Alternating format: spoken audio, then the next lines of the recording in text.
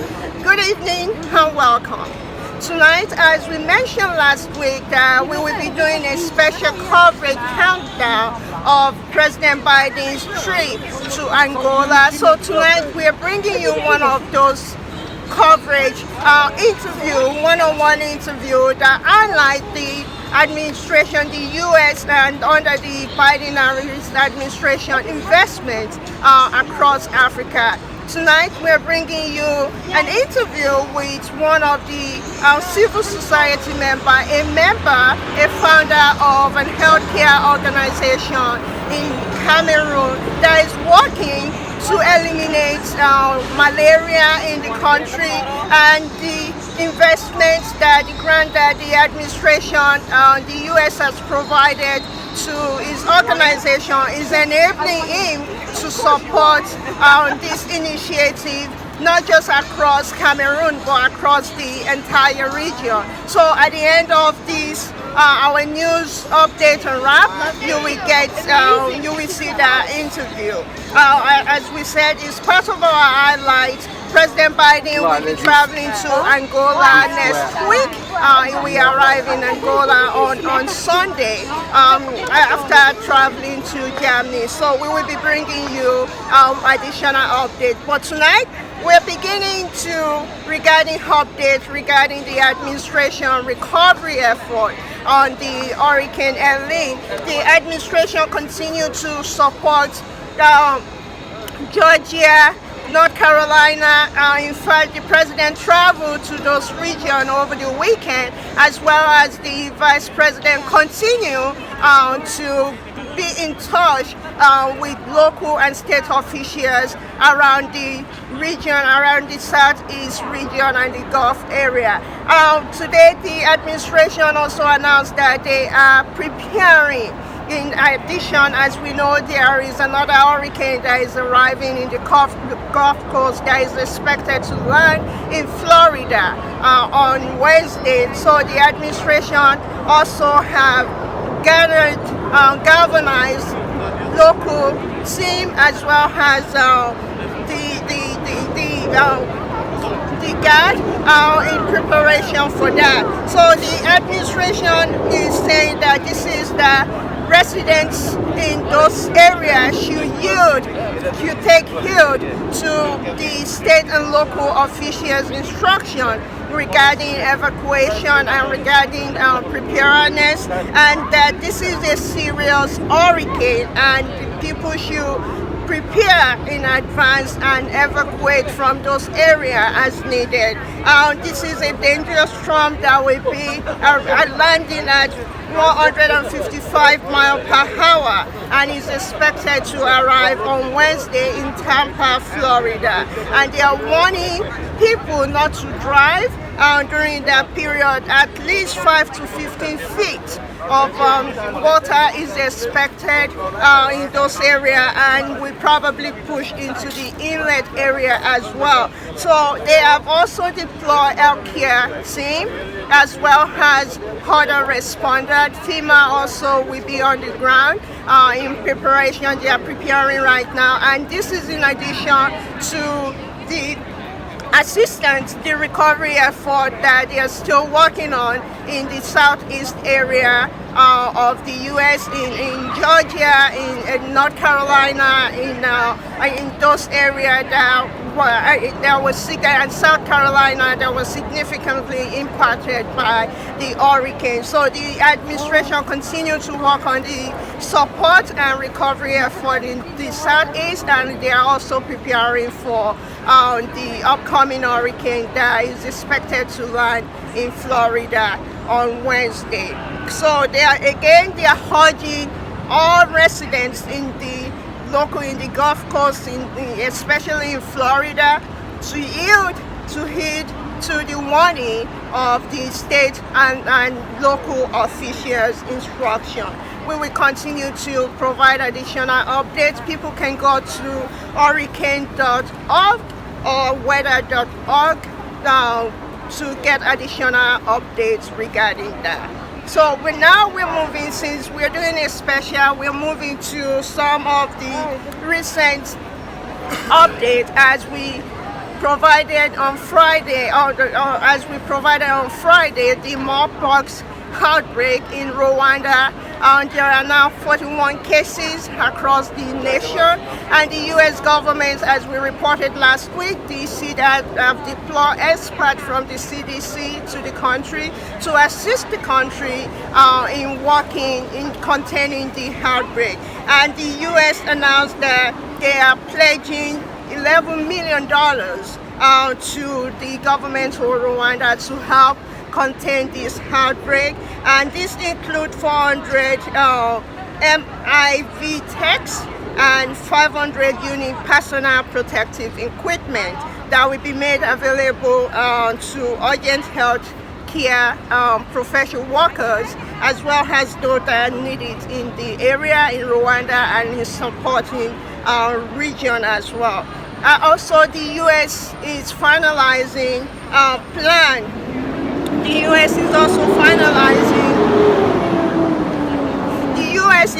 finalizing public health and entries screening and follow-up measure plan to redirect passengers that are arriving from Rwanda. As we know, during the Ebola, the Marburg outbreak is very similar to Ebola, so they are taking the same precaution that was taken previously, and they are finalizing the arrangement right now of redirecting passengers that are arriving from Rwanda to a specific airport where they will be screened and had follow-up. This is to prevent and protect American citizens from any risk of MVD coming to the U.S. The CDC last week said currently there is no cases reported in the U.S., and as we said, we will continue to monitor that news for you guys. Now, moving to another story update that we have been following regarding the Mpox outbreak in the region as well. The World Health Organization approved the first Mpox diagnosis test under the emergency use listing, Alinity MPXV assay that is manufactured by Abbott Molecular Inc. And we have this. We help a lot of people in the region. This year alone, over 30,000 cases, suspected cases have been reported so far this year. Again, we will continue to follow the story. The U.S. also, as we've reported, have donated vaccine, as well as other countries, European countries, as well as Spain, and even like the U.S. government, President Biden, at the UN General Assembly also announced additional donation, including funding from the U.S. government to help contain the outbreak in the region that have spread beyond the DRC, Burundi, in Nigeria as well. And they are working with officials on the government as well as the African CDC to contain the outbreak. So moving to another story that we are following.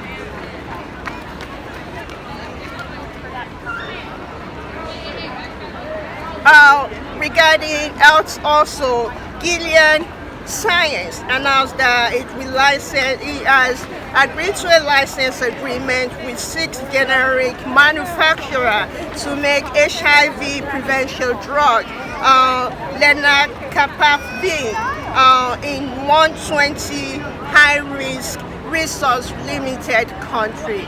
As we know, the U.S. government, through the PEPFAR program, continue to support countries around the world in Africa regarding addressing HIV and providing HIV medicine. So this will go a long way to reducing the risk and treating those that currently have the virus. Again, we will continue to monitor all of this story and bring you additional updates. And speaking of the health and pandemic preparedness, this is one thing that the World Health Organization, since Ebola, as well as other countries, have called for country to continue to prepare. So the International Monetary Fund, the World Bank, and the World Health Organization last week launched a joint program, Resilient and Sustainable Trust, to strengthen the pandemic preparedness for their members' country. We know during the Ebola crisis, as well as other pandemic, during the COVID pandemic, there was significant economic impact on a lot of nations in regarding addressing, especially middle and low-income countries, regarding addressing the pandemic. So the IMF, which is one of the largest institutions that provide financial assistance to countries, is partnering with the World Bank, the two Bretton Woods organizations, with the World Health Organization, to assist their members' country.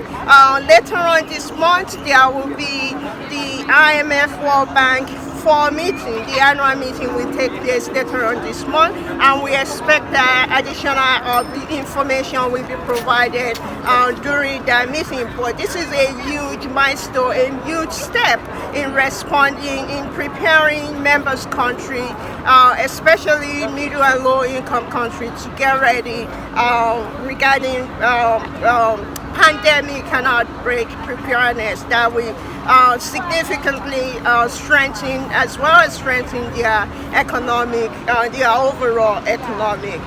The U.S. government also announced nearly $157 million in humanitarian assistance to support essential aid to displaced civilian refugees and communities that are hosting them.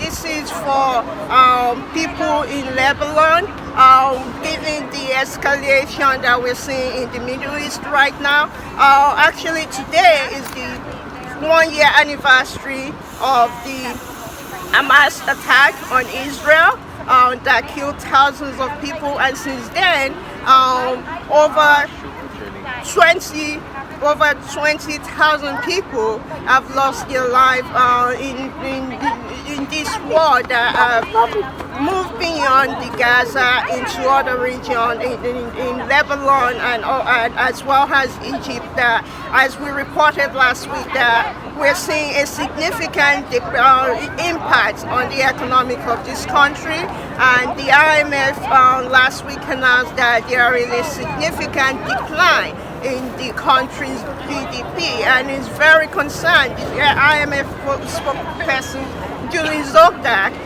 said the fund is very concerned regarding the escalation and continue to call for ceasefire, for an agreement between the two countries. And as we know, President Biden also announced, put down a 3-phase plan, agreement, a deal for the country to take, and we will continue to bring you additional updates. And now, back to the countdown, the story, our interview with the civilian. His name is Wato Joseph, and he's the founder of COFIS-CSU.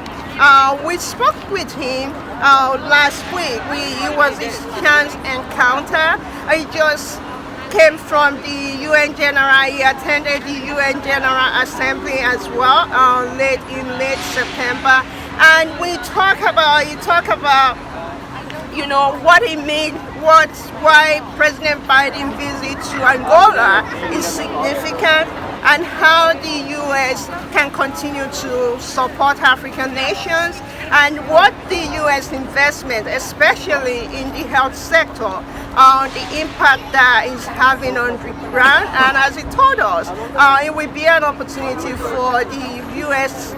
president, the first leader from the country to visit the continent in almost its own year, here, and it will be the first time. It will be an opportunity for him to see on the ground what the impact of the U.S. investment. So here is that.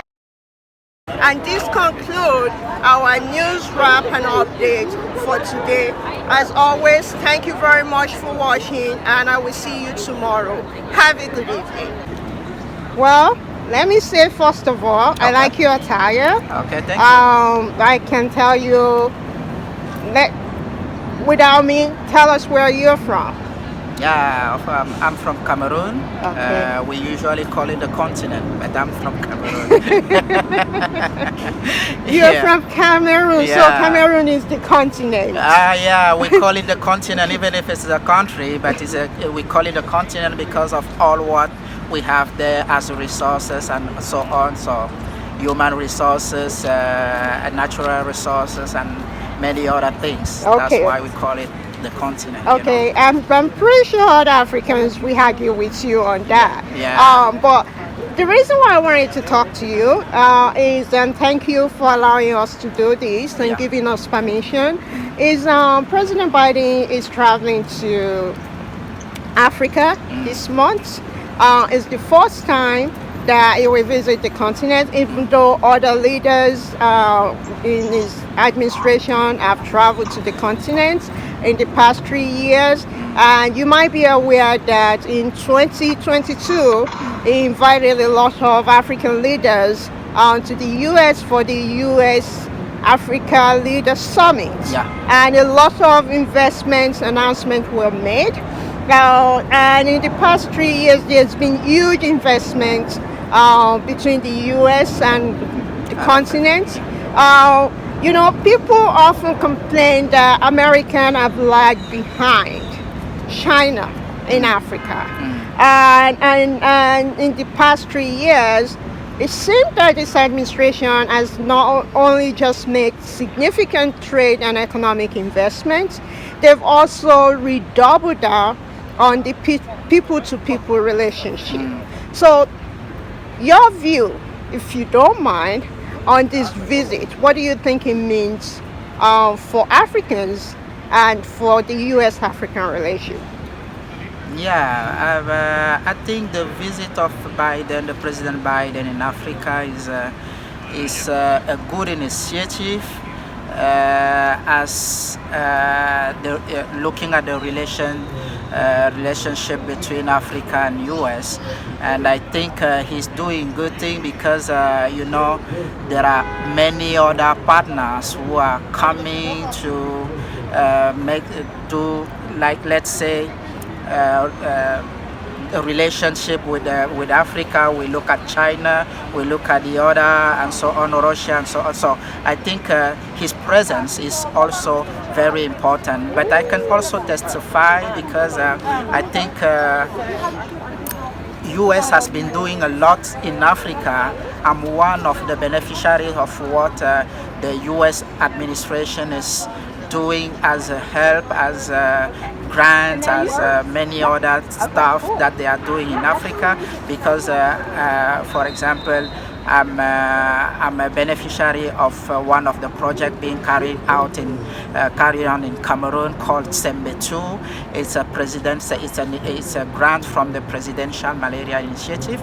This is a huge amount of money that they are giving in the country to support the fight against malaria. So I think also that being in Africa, maybe Angola is just a starting country, but I hope it will also go to another countries to find out how it works and testify by himself how Africa is, how Africa people are working there, or how people are living there, and so on, and find out from the help that he's been giving in Africa, does it really work? Do we really help people there with what is being given, and so on?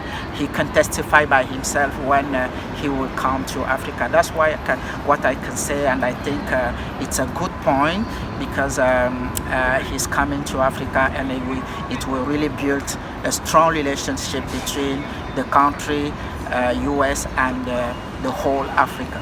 Oh, Thank you. I mean, one of the things that you mentioned that I didn't even realize, because I just asked if we could talk, is you are one of the beneficiaries Yeah.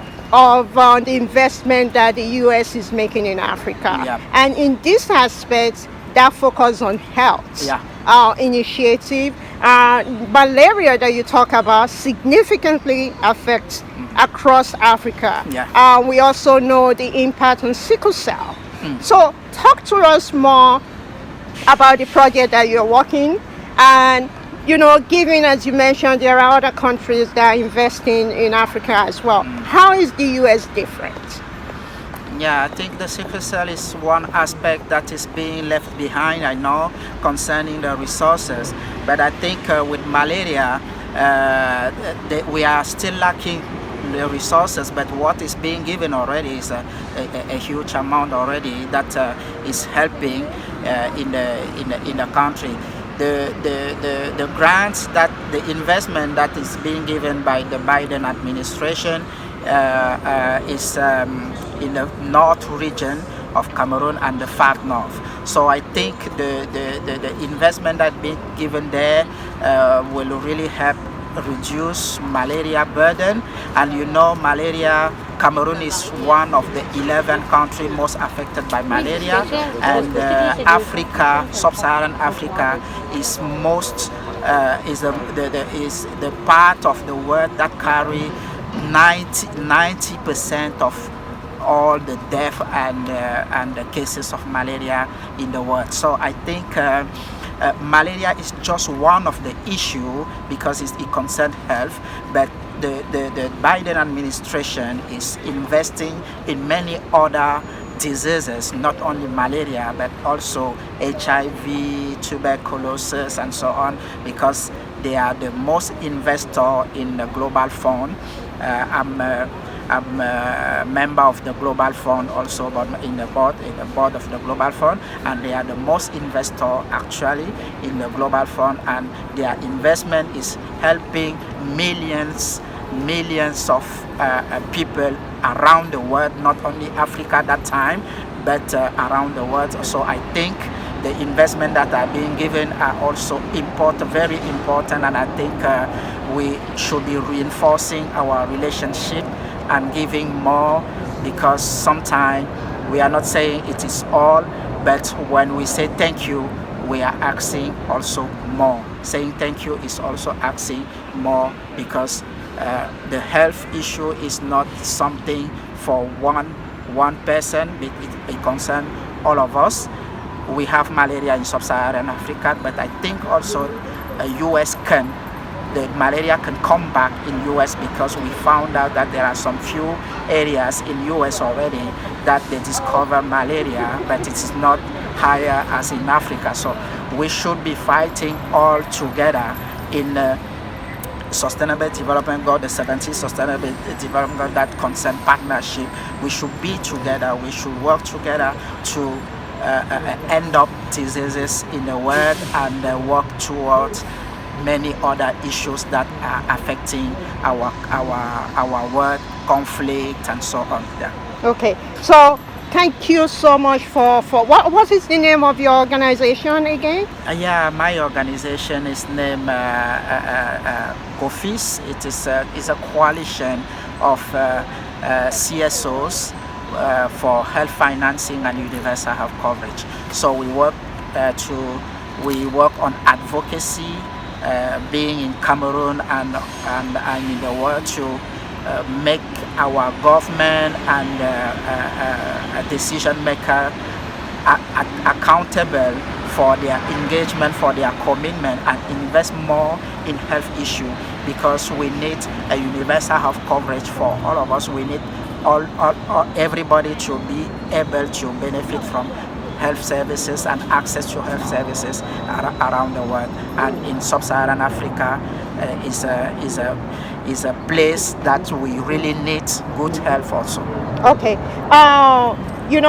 One thing that you quickly touched on is how the U.S. approach under President Biden have taken a different a more unique approach, people-to-people diplomacy. It's not just investment in infrastructure, it's long-term investment in human capital. That you're saying that this is something that is very much needed across the continent, African continent, and very much needed around the world. And you are the beneficiary of that, as well as so many other people in the project that you're working, that we have exceptional, significant consequences in the future to the health, as you mentioned, universal health, that we increase productivity as well as economic growth, not just in Cameroon, across the continent. Am I correct? That's it. Yeah. So what is your message to the president,